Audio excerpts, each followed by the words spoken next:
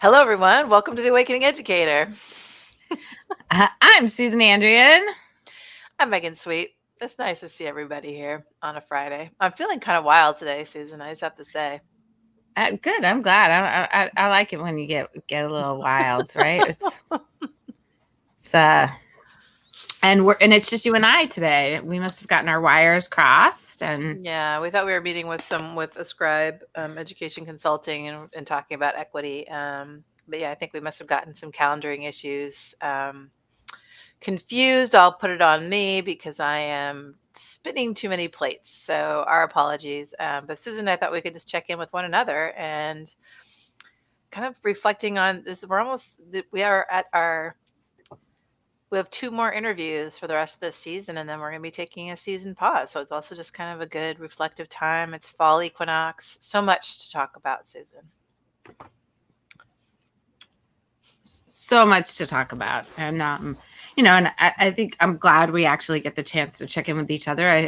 It has been, and I brought this up in a lot of the interviews. It's been one of the most difficult years uh, for teachers and educators and families and kids, and just really, in many ways, even more difficult than when we went into distance learning. And the needs are really great. And so I'm glad we get the opportunity to kind of talk about how do we support educators during this time, as well as how do we support students and how do we support families and how do we balance the emotional needs with the academic needs.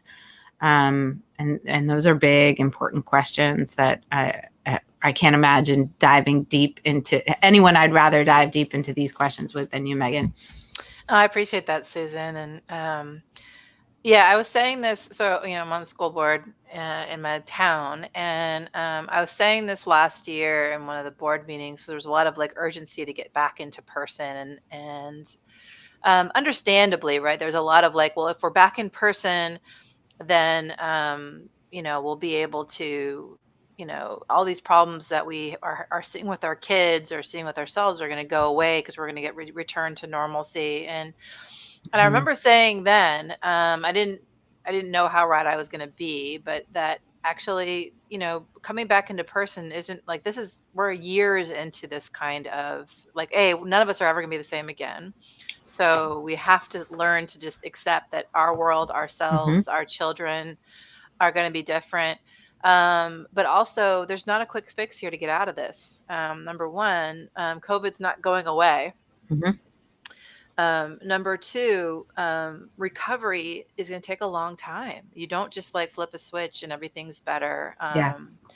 And then also just logistically being open with COVID is challenging. So I think there's a lot for us to talk about, and I really feel for everyone. So this isn't me being critical, but it is like we're in uncharted territories again. Really now in our third year in Mhm. uncharted territories. Third school Mhm. year, second year, third school year. Yeah. Third school year, second year. Hmm. And it was funny. I was talking to somebody today who does a lot of the tech at a number of our schools, and has for many, many years. And I said to him the whole time, I kept asking, how are we going to emerge from this better than we came in? Uh, and acknowledging that I was a little disappointed that we haven't really emerged different. And I think because the demand is so great and the stress is so great, and that what we do when those situations happen is we revert back to what we know, and we're trying to like go back to the way things were. And in that, and I see teachers just working so hard to catch kids up or so hard to make it work, and we've lost the opportunity to take a breath, to Hmm. actually reimagine, to actually do things in a profoundly different way. Yep. um Yep. so it's makes me a little sad, actually. Yeah. um Yeah, well, and you're in school, Susan, and so I feel like you probably have such a front and center view of the struggle. I am much more intellectually connected to it. Like I know that it's hard. I know enough educators. I talk with you, but you actually are one of those people. So you're separating yourself from the group. But I'd say you're a part of that group, right? You're in the Mhm. schools, you're in the district, and you're watching and experiencing the struggle yourself, and you're doing the best you can to meet everyone. But it's just an incredibly difficult time, and it's dynamic, and every day changes. And what we think we're going to do, and what we think we can accomplish, has to change on a moment's notice. And as humans, that's hard for us to do. Mhm. As educators, I think it's really hard for us to do. I was just talking with some other educators, and it's like, especially like teachers and principals, all of us, we love a good schedule.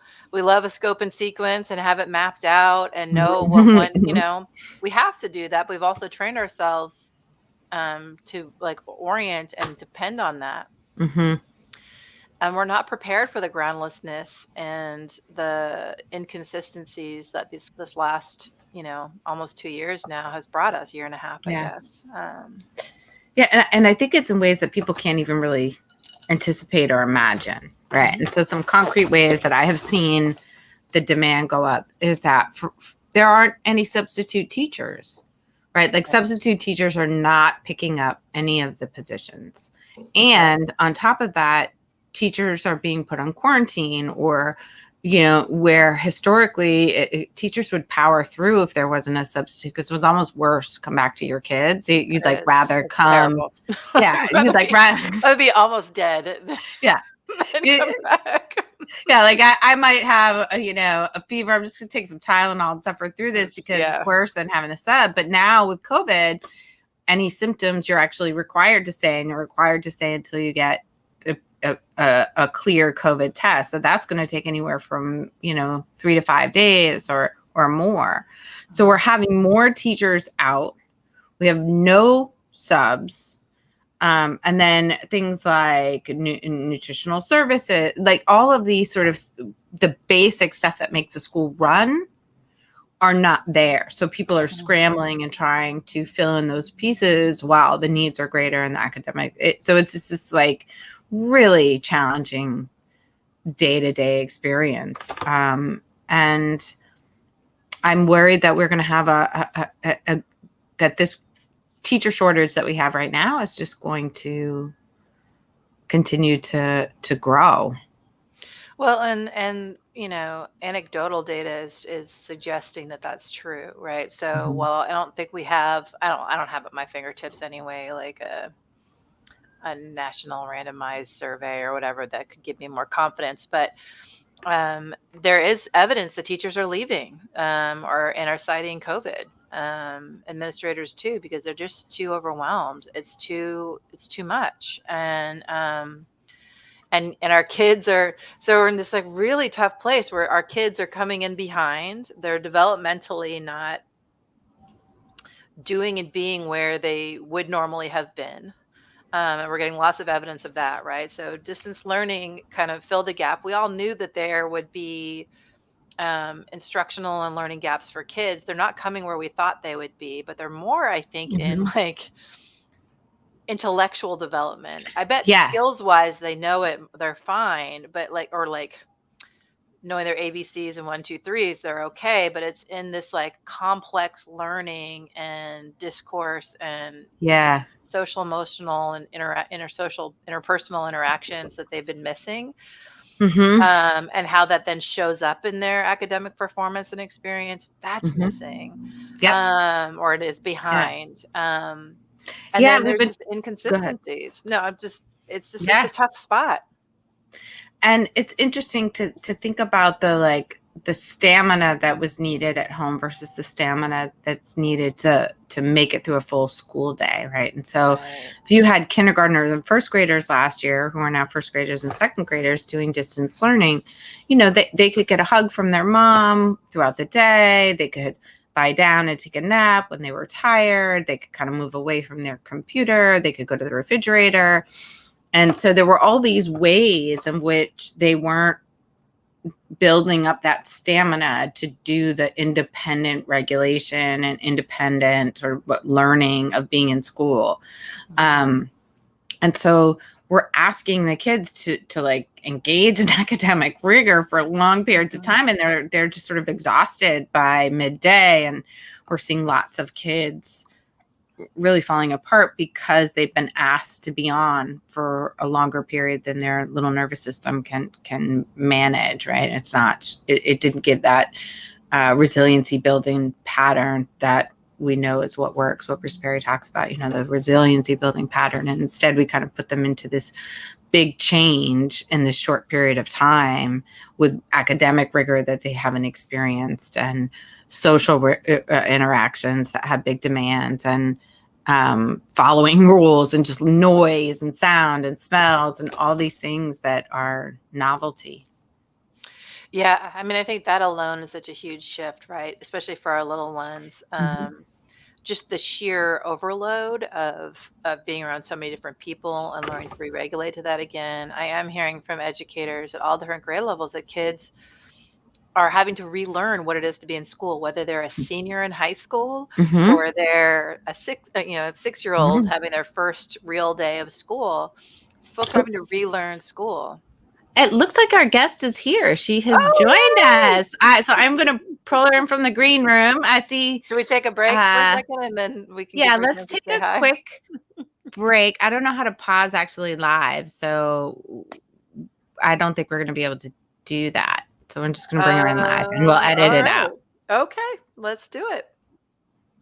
Hi, Sonia. Yeah. Oh, you're on mute. Hello.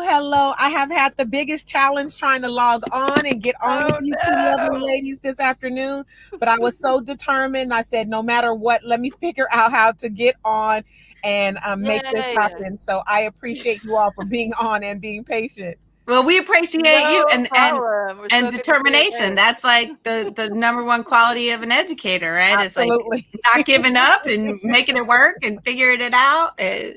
Absolutely. I was telling Susan I take full responsibility. I didn't set you up for success because I was running around and I was like, giving her like an hour's notice that everything's happening probably isn't cool. So I apologize for...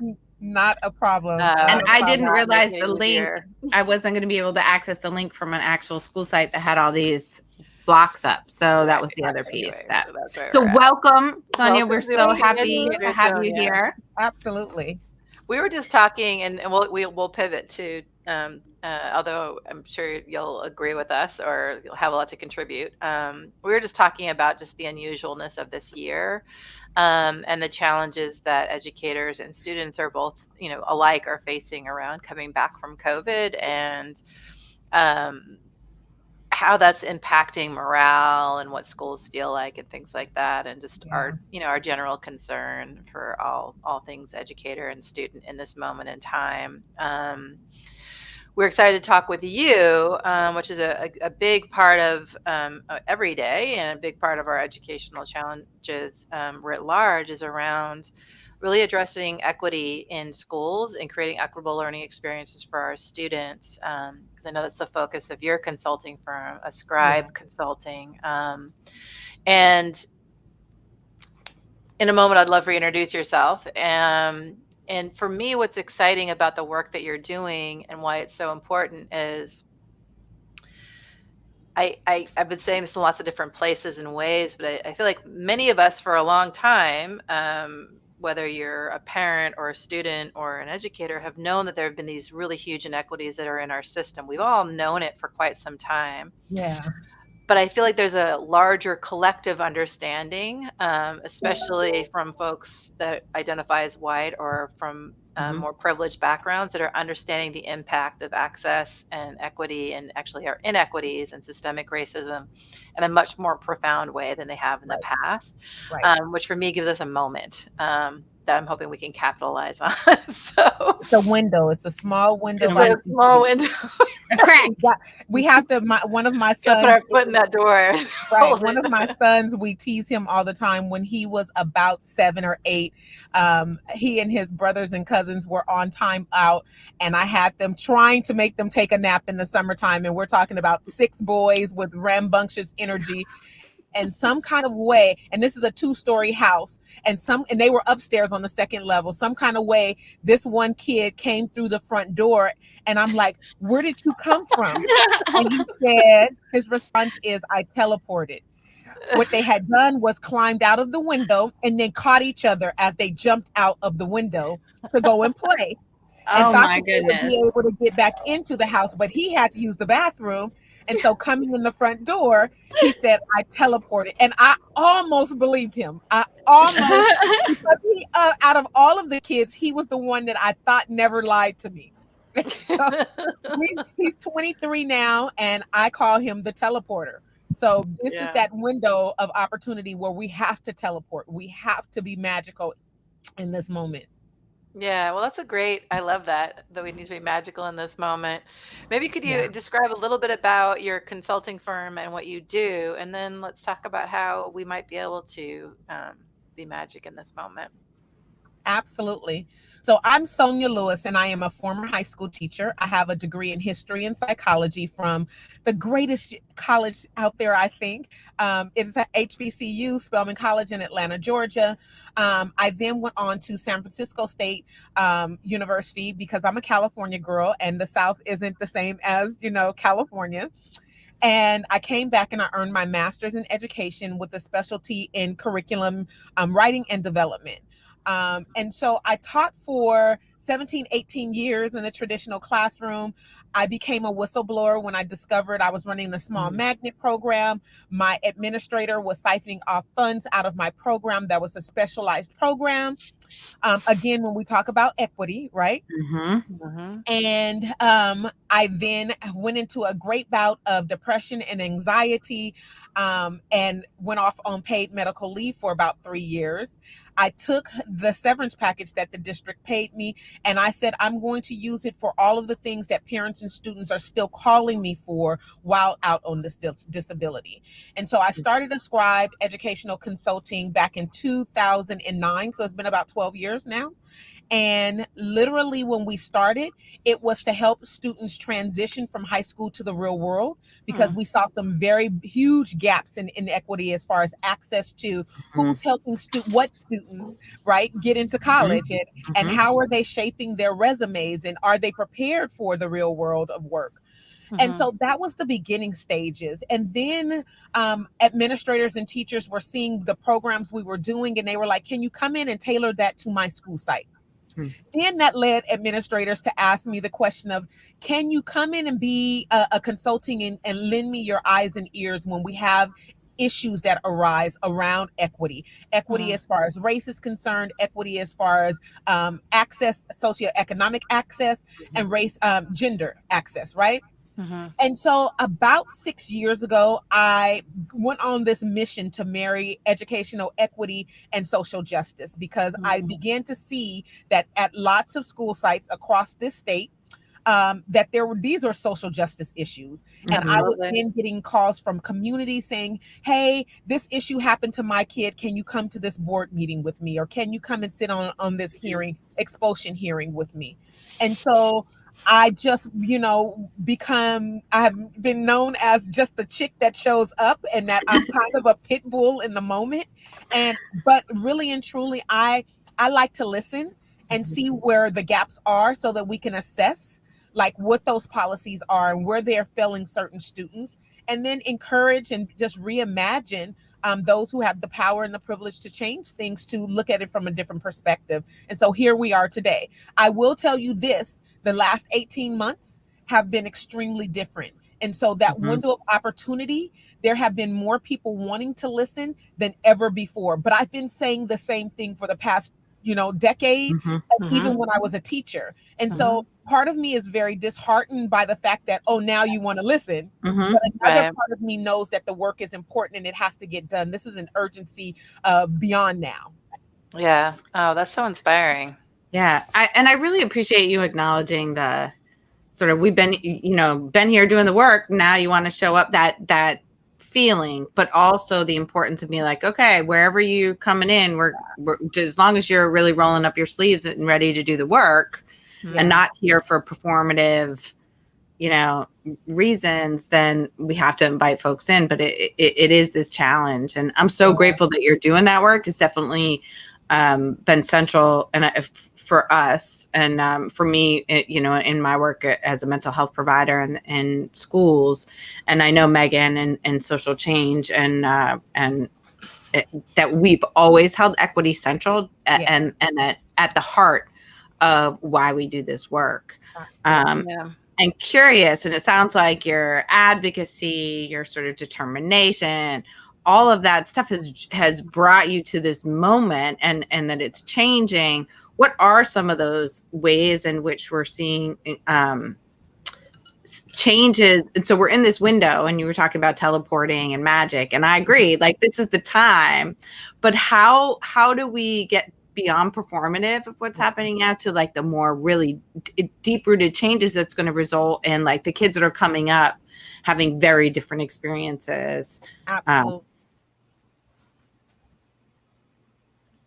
Different in every school district based on the resources and the people who are the players, right?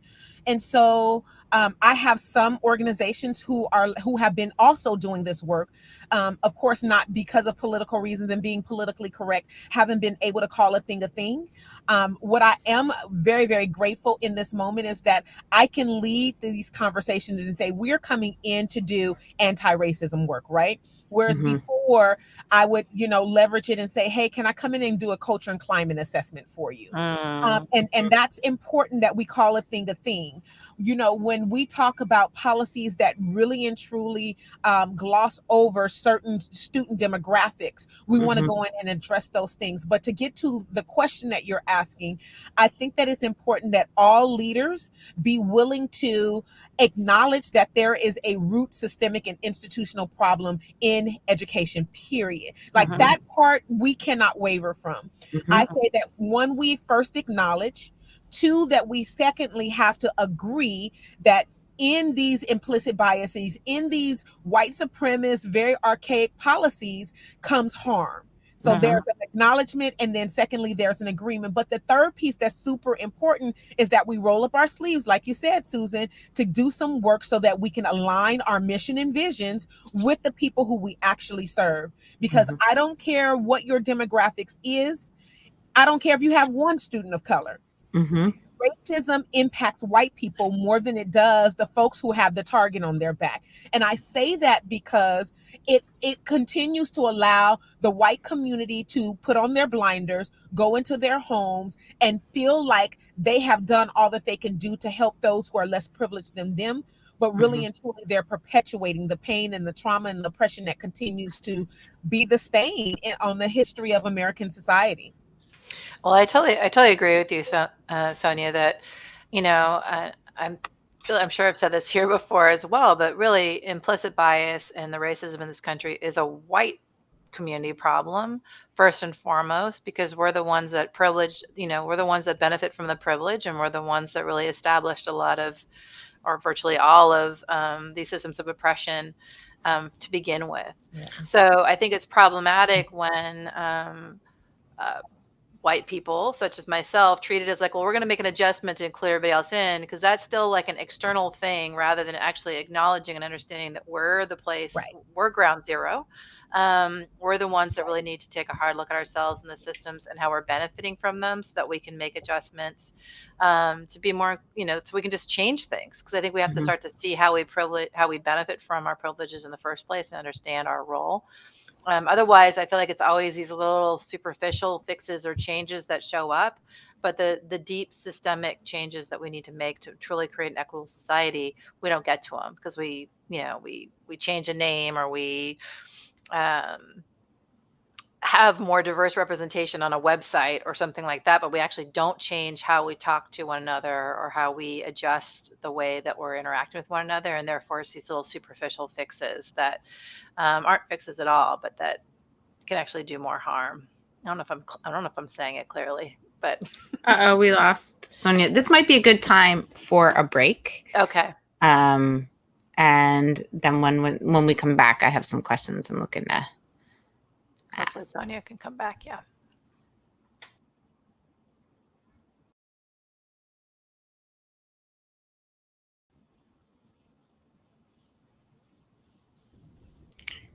All right, you're back. We're back. Okay. We lost Okay. you for a minute, and we took a break. Okay. Fabulous. I as you were talking, there were a couple of things that I was thinking about, and really, Megan, I really appreciate you talking about the role of white folks in addressing these systemic issues. And and for me, I always think about it, the fear of giving up the power, the fear of acknowledging that if I acknowledge that these systems are racist, if I acknowledge that white supremacy is part of everything that we do in every system that we interact with, then I have to look at myself, and that is scary, and people don't want to do that piece. Right. And I'm also thinking about these ways in which you said something about the data that I think is so important. And I think sometimes people gloss over the data. They're afraid to, like, I've had parents who have told me they got to middle school and did not know that their kids were 3 or 4 grades behind. And we sat with those parents with the data of their child's, like, where they were academically. And the parent was like, but they come home with A's every week. How is my child 3 years behind? But their grades have not reflect this. Right. And the teachers were too afraid to have those really difficult, honest conversations about where kids actually are academically and how we can move them to, how we can support and move them to get home. So I'm wondering how you support schools to actually, let's look at it. Let's put it out in the light. Yeah. You know, there is a realization that all educators have to come to some kind of conclusion when we look at data, right? Because the numbers don't lie. And the reality is, when we look at the data, if we are really concerned about serving all students, and we start from those students where the data shows that there's a gap, we are serving better all students. So we are meeting the needs of, so if we're specializing, and I'm not saying that all students don't deserve a quality education. What I'm saying is, because there are gaps, where we meet the needs of the gaps will better lift up that group of students, right?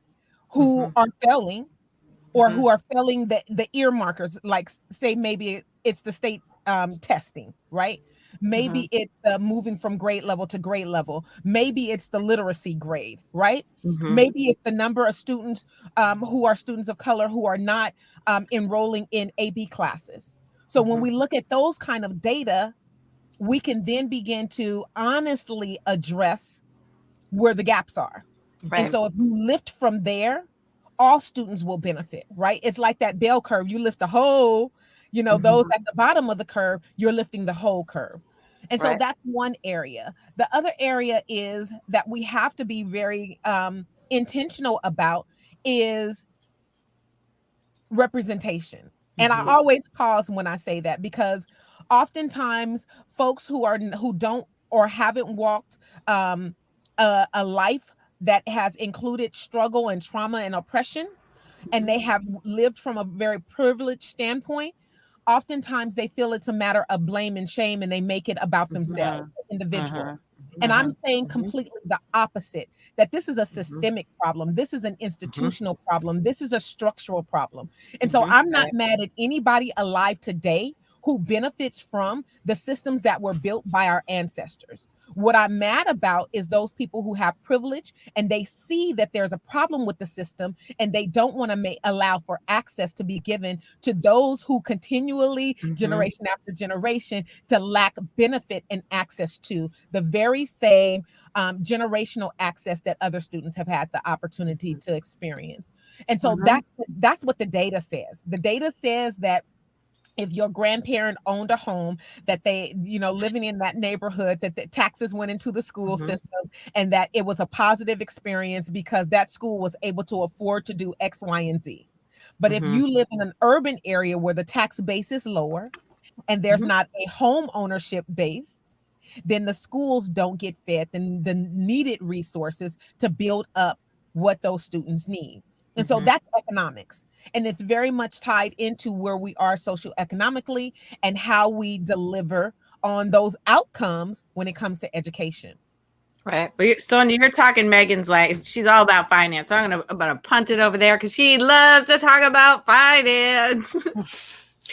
Well, I mean, I think it is. So we've had this woman on our show, and she's one of my mentors, Delaney, and who's a former state superintendent for California. And she said our budgets are value statements, really. And so our budgets are showing that we don't value education, period, Absolutely. but definitely not prioritizing increasing access and opportunity to our students of color and our underrepresented students within our districts across the country, frankly, and our educators, right? So it's been my latest thing that I've been kind of focused on. But if we pay our teachers so low and we have the bar to becoming a teacher so low, because we're so desperate to have someone come into the room, because we are also, I mean, Susan and I were saying before you came on that we're also at this like severe teacher shortage and substitute shortage.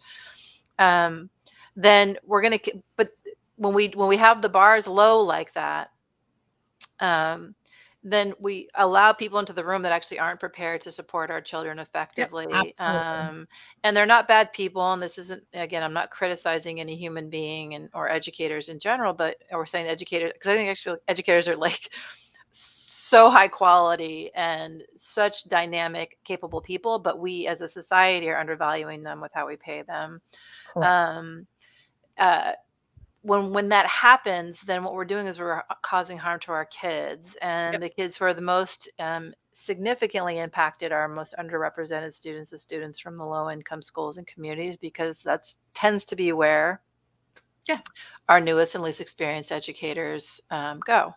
And so we're not only like talk about, I mean, so that's to me is an example of an outcome of our systemic racism and the structures in our country. I don't know if that's where you were going, Susan, with economics. Yeah, Well, no, economics it is. And thinking about, even concretely that California has, I think it's $7,000 less per student per year than New York State or Massachusetts.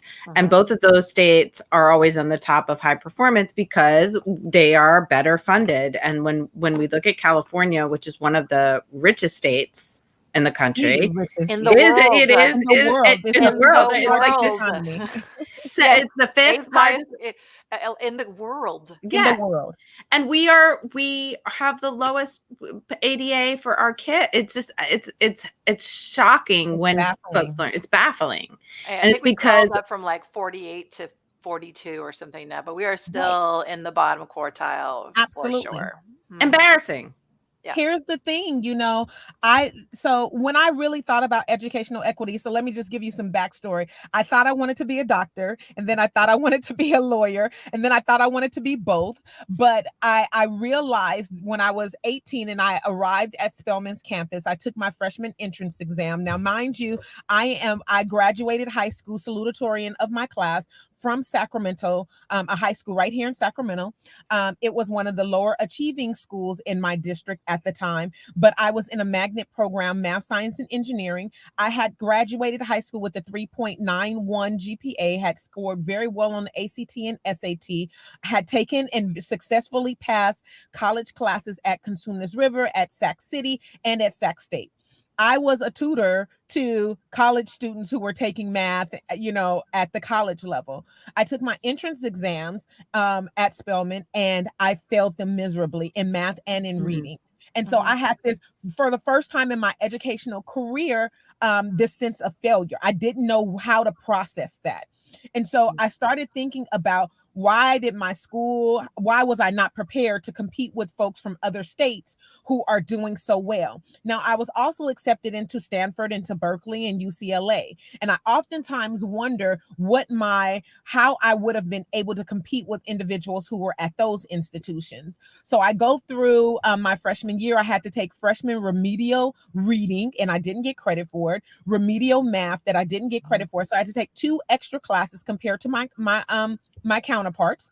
And I began to think about these things. When I graduated from college, I went back and I started to look at the data, and I started to say, where are other, in marginalized settings in particular, where are they faring out when they look good on paper? Right? Because oftentimes, if a kid looks good, they're polished, they are not a behavior problem, they're involved in extracurricular activities.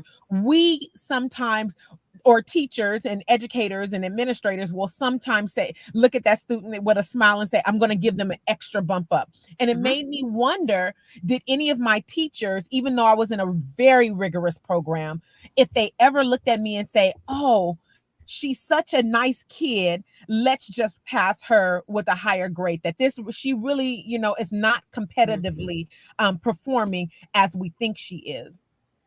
And so that was of concern to me. And so when I graduated college, I said, I'm going into education. I want to make sure that little brown girls like myself don't have to worry about these issues, and I can be that conduit. I can be that voice of, or that example to, on a school campus. But here's the other part of the data, is that Black and brown teachers don't last in the field of education, and that there isn't a huge retention rate or an effort to keep us, right? I wish that there was someone in my ear saying, Sonia, no, we're going to fix this problem and we're going to make a way for you to stay in the classroom. But there wasn't. I was expendable, and I knew that I was to the point that I knew halfway through my career, probably about year 7, I was like, I know that I'm not going to retire a teacher, because I'm not going to continue to allow my free labor to be given and it not be compensated, and I not, be recognized for all of the other things that my principal and administrators and counselors ask me to do for free. And that's labor. That's labor when you're asking a Black teacher, oh, can you talk to this Black student because I feel like you'd have a connection to them? Can you run the BSU because you're the only Black staff that we have on?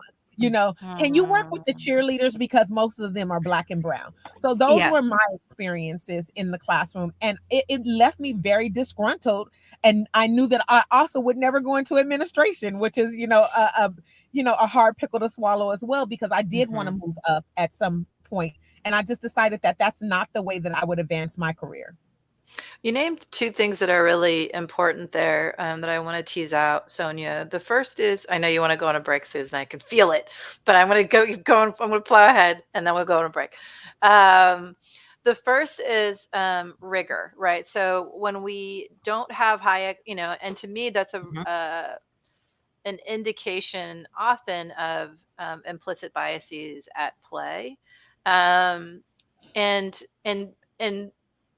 I think rigor is a really important thing for us to look at as educators. And when we don't have the same expectations, or we lower our expectations, not intentionally, again, I'm not saying anyone's running around trying to do this to cause harm, but when we lower our expectations, or we give or we don't actually hold kids to, all kids to a high level of expectation, then we're actually actively causing harm. And I think your example is really powerful. The other is around, and maybe this is what we can talk about after the break, because I'm going to follow directions, and which is what happens a lot in and what I'm not most nervous about. One of the things I'm nervous about right now is there is this renewed or new interest in equity and inclusion and addressing equity, but without actually changing the conditions in which people work and creating true safety within the schools or our offices or wherever we are, we're not going to be able to retain educators of color, because it continues to not feel safe to be there. And so it'd be great when we come back from break to talk with you a little bit about what are some ways we might do that. How can we start to create some safety so our educators can stay? How do we help them see and feel like they're valued, but also beyond this, like, okay, we're going to bring in, we're going to have a DEI training, or we're going to hire a new position, which I think I'm seeing a lot of people doing. And I'm hopeful about, but, equity work is not a one and done moment, so it has to be a continual process. And if we're bringing in positions where we're seeking to address equity, how are we going to support those positions to be successful, which is my concern. So, I want to touch on one more thing when we get back, which is also related to that. And I noted that you talked about always the teacher of color, or the teacher, or the person who is Black or Latino, or who's ever on staff, disproportionately having to hold the conversations with families, or the conflicts that show up, or a particular student. And this is coming up for me in the district. And like, how do we support white folks in the building to feel comfortable enough to show up and hold those same conversations within their whiteness, because that's what we need to happen. Is it can't be that only Black staff can talk to Black children and Black families. That is not equity. Absolutely.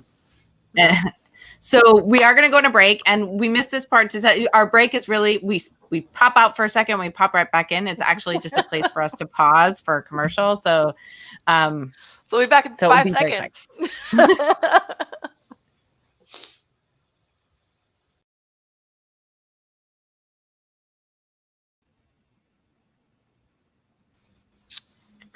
Welcome back to the Awakening Educator. We are so excited to have Sonia Lewis with us today talking about equity. It's been already a rich conversation. And before we went on break, we had a number of different areas that Megan and I wanted to go in.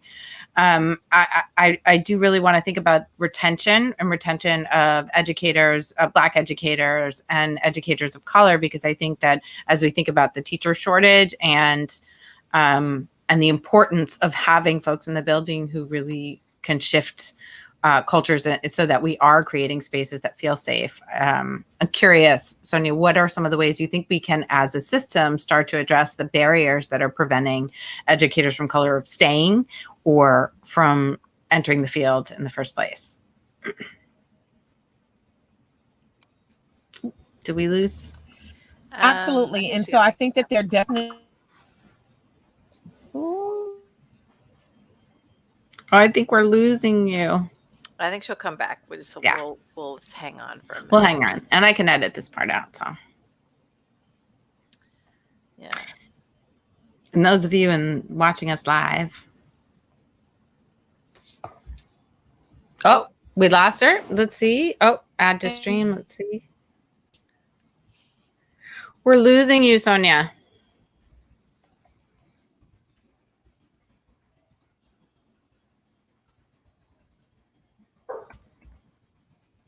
I wonder if we just start the welcome back again, and I'll edit this whole thing out.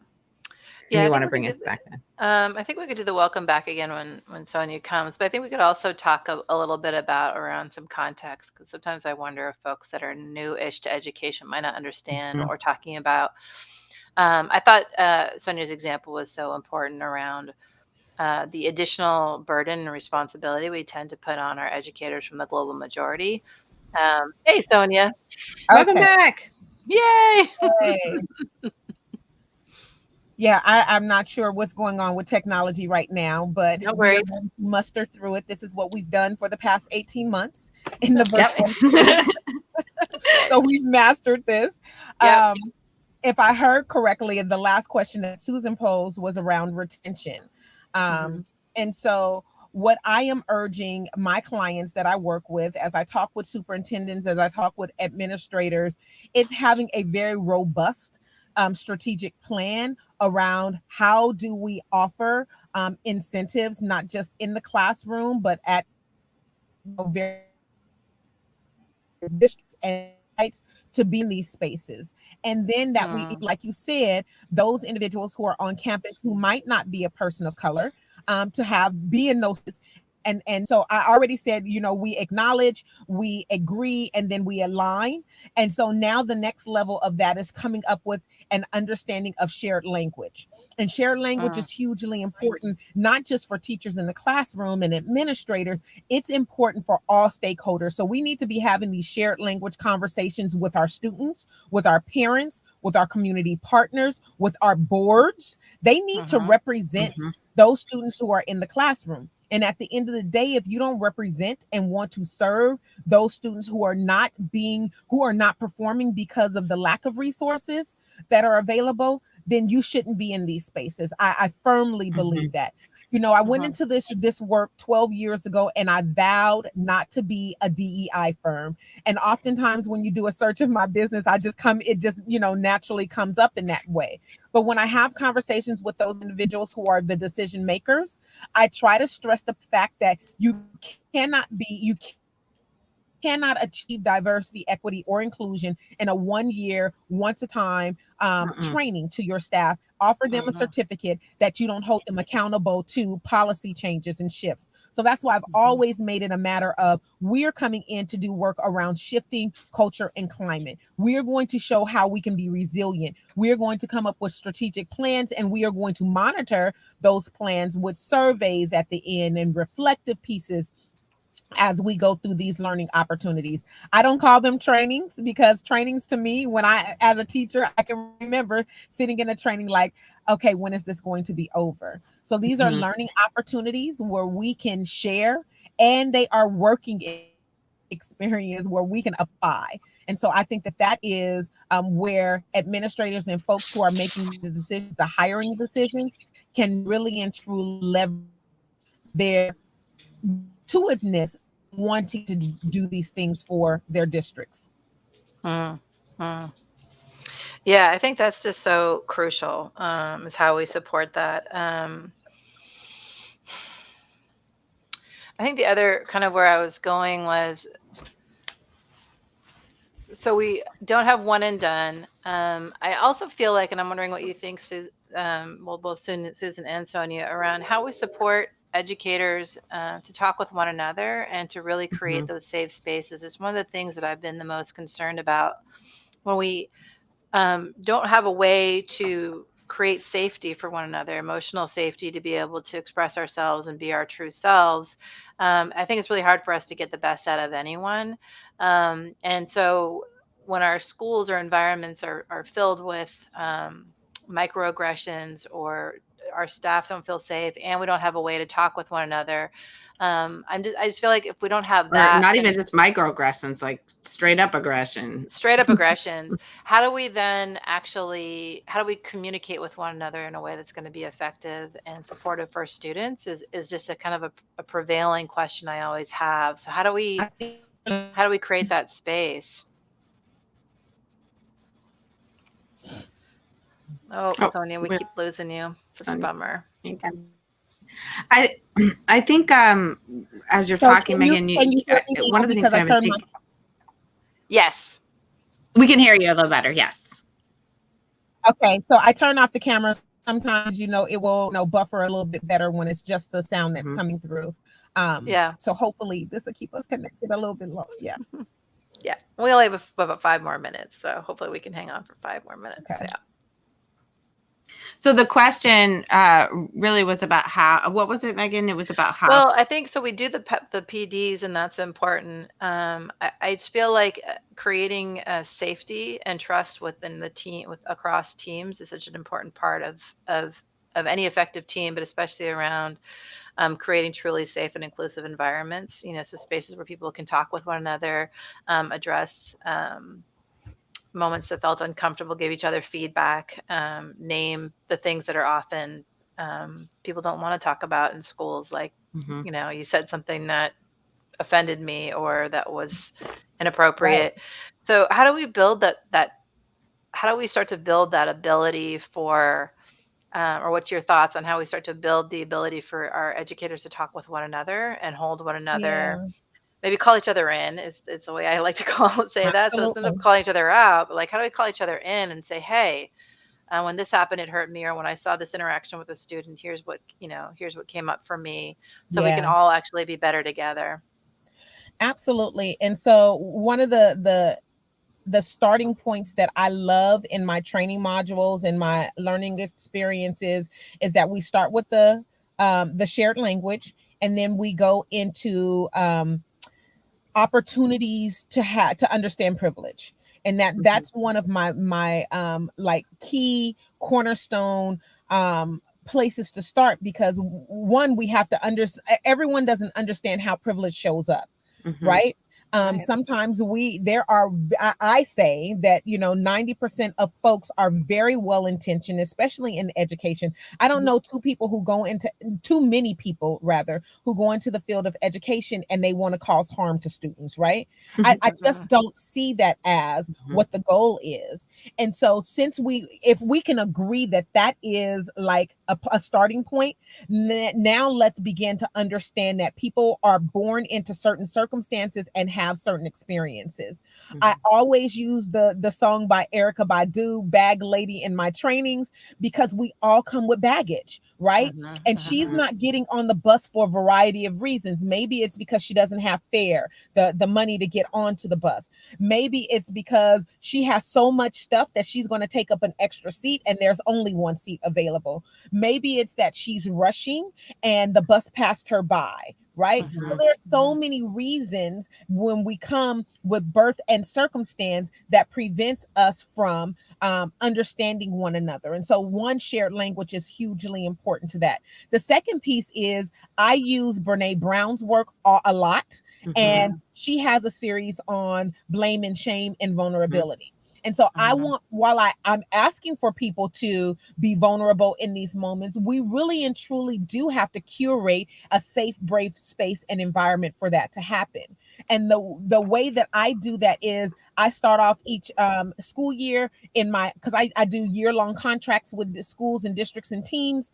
And we start off with a privilege walk. And then we do reflective pieces. And then if someone wants to share their reflective piece based on how what it made them feel like, right? And then we use lots and lots of examples of what those implicit biases and how racism shows up in these spaces, when we use those examples of microaggression and gaslighting. And then when people break them down, they're like, oh my God, I've either done that, or I've witnessed that, or I've been the receiver of that. And then we break down into teams and do a lot of breakouts to kind of understand what it feels like to be the victim, the offender, and the witness in these situations. Mhm. And in those experiences, I have found that more people come together because they better understand where, that birth and circumstance plus the intersection of you're causing me this harm, where it can go.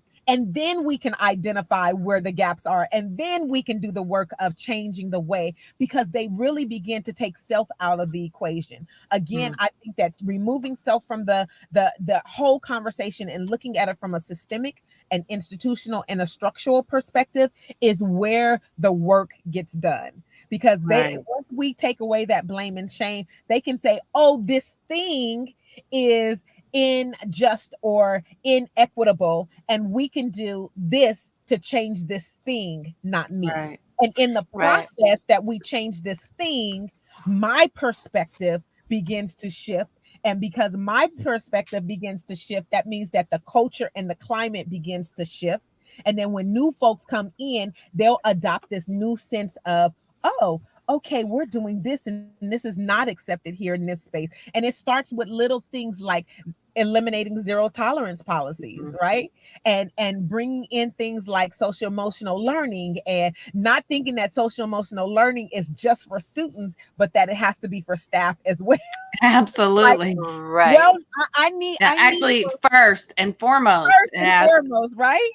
I need for my principals to understand that if you have a situation that goes on in community, to check in on your Black and brown not staff as well as students, Mhm. because they might be bringing, and you might say something that might trigger something that might make their performance and production go down. Like, that Mhm. is a real thing.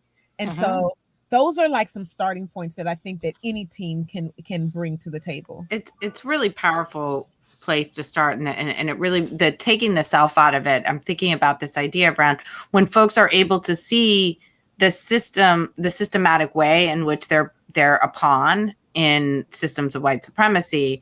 You can hopefully get folks to this point, like, of course I'm participating, of course Yeah. I'm doing this.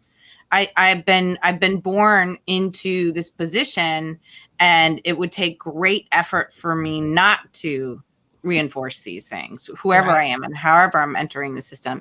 And I also think of Joyce Dorado's work around the Yeah. synergistic nature of trauma, and that when we're looking at things, the holistic experience of an individual person is much greater than any individual trauma. So we have to look at the individual incident of trauma, and then how that's playing out in an interpersonal way, and what the Absolutely. system is in our organization, and where this trauma fits in the history of our culture and our community, and sort of that those things come together to create a full experience. So our responsibility, when we start to untangle all of that and allow people to see how they're participating in that entanglement, and it's not about self, it's just like, I'm a cog in this wheel. How do I stop being that cog? Absolutely. Mm-hmm. Mm-hmm. I totally agree. Yeah. This has been such a powerful conversation. I want to keep going, but I'm also aware of our time. How can folks connect with you and the work that you're doing, Sonia? Because I feel like we need more people hooking up with you and getting your wisdom. Absolutely. Absolutely. So my work can be found at Ascribe Success. That is my web address. ASCRIBE success.com. You can find us on Facebook and Instagram with the same handle. You can find us on Twitter at Ascribe Ed. I would also point people, if you are in the field of education and you make decisions, you are a superintendent, you are a principal. I work with school sites. I work with whole school districts. I work in corporate America as well as in nonprofit, but I would, as a point of reference, especially if you are in the education arena, I would invite you to look at the equity work that Robla School District in particular is doing around this initiative. We have been able to do an entire year's worth of learning opportunities with their entire district, 300 plus staff members. It's a small education. It's a small elementary district in the Sacramento area, but you can see after surveys and teacher engagement what the impact is having on the students and the parents in the community. And I will tell you that the numbers at the last board meeting said that 77% of the staff within that school district wants to continue this work. So even though there's a small percentage of folks who are still pushing back, we do live in the era of just getting out of, Trump out of office. And January 6th was a thing. And during our training, during our training over this past school year, we had to pause and kind of shift what our topics of conversations were for those learning opportunities to address some of these issues, because we know that there is a different way that other folks, if they had shown up at the Capitol, would have been treated. And I say all of that to say that we have a lot of work to do, but there are resources out there. And so I invite folks to take a look at Robla School District. That's ROBLA. School district in Northern California in the Sacramento area, because they've done some incredible work around this topic.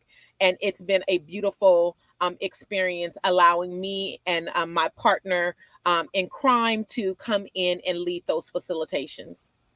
That's really great. And I really appreciate the concrete example too of a school district that we can talk to and point to. I think that's really helpful, because I think so much of what we learn is from one another and our ability to see it in action. Because I think we get ourselves often as educators caught up in concepts, and sometimes it's harder to move to the actual action part. We deliberate a bit too long sometimes, I think. Absolutely.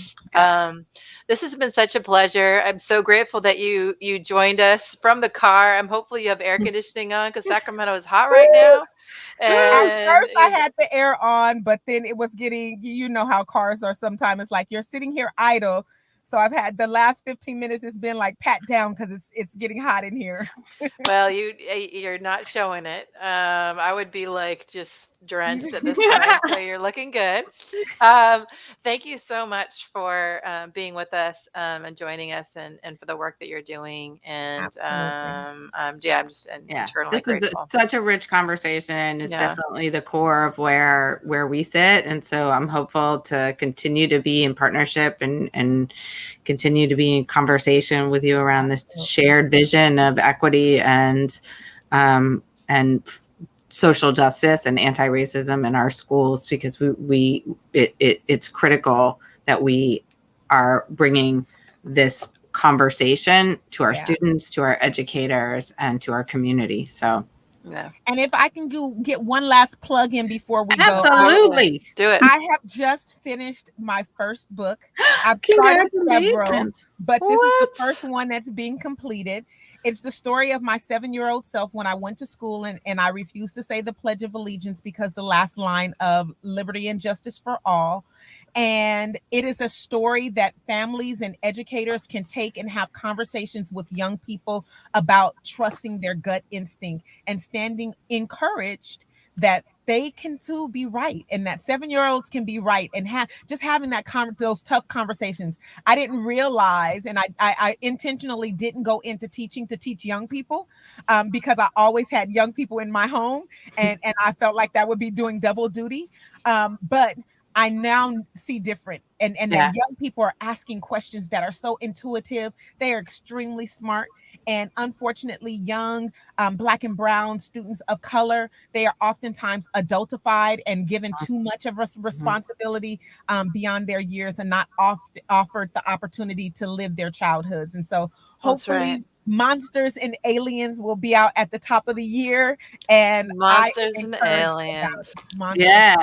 And we'll send you a connection to Mr. Reading with Mr. Lamata, which we had him on our show a couple I don't know, a year or so ago. I don't know, it's been a minute. I don't know, but I still watch it in the morning. He reads children's books, and he's got a whole following all over the world. Kids in Zambia watch him, kids all over the world watch him.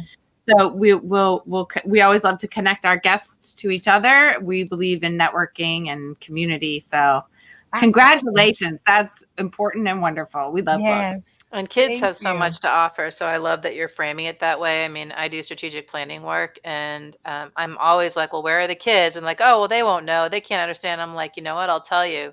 A 5-year-old knows whether or not they feel happy or safe in the classroom, and they know what needs to happen to help them be that way. So it really doesn't matter the age. Kids absolutely need to be heard. And our young adults these days, I really feel like they are our future, but they're our ticket out of a lot of the issues I think we have. So we need to empower them and their voices and help them to feel confident. So thank you for your contribution. And today I think is the Climate Action Day. Like my kids all walked out of school. My children, my high schoolers walked out and got the little call, but I knew where they were. They're at the Climate Action. So very cool. Go young people. Go Sonia. Yeah. Thank you, Sonia. All right, put that AC back on, and thanks everybody. Have a good day.